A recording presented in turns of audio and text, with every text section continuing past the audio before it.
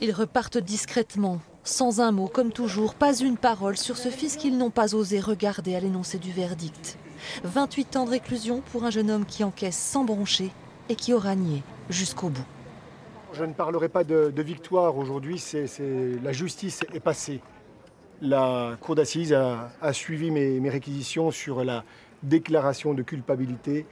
Nicolas Zepeda a été déclaré coupable d'assassinat.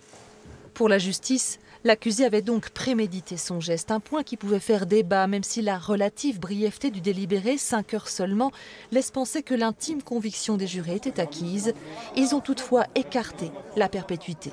Ce que la défense retient de cela, c'est que le portrait qui avait été dressé de Nicolas Zepeda, d'un monstre froid, n'a pas été retenu non plus par la cour d'assises.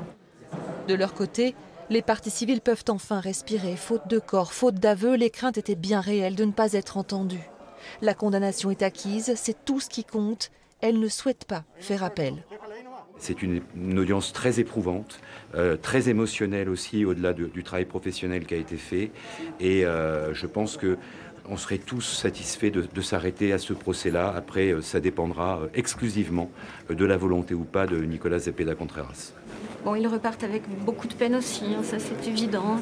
Toujours la valise est pour eux toujours aussi lourde au retour, avec toujours autant de questionnements et de difficultés à admettre le silence de Nicolas Zepeda.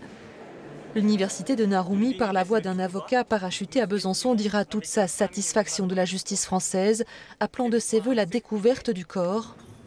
Nous espérons que Mademoiselle Kurosaki pourra un jour se retrouver auprès de sa famille. De même qu'il veillera au strict respect d'une discrétion toute nippone.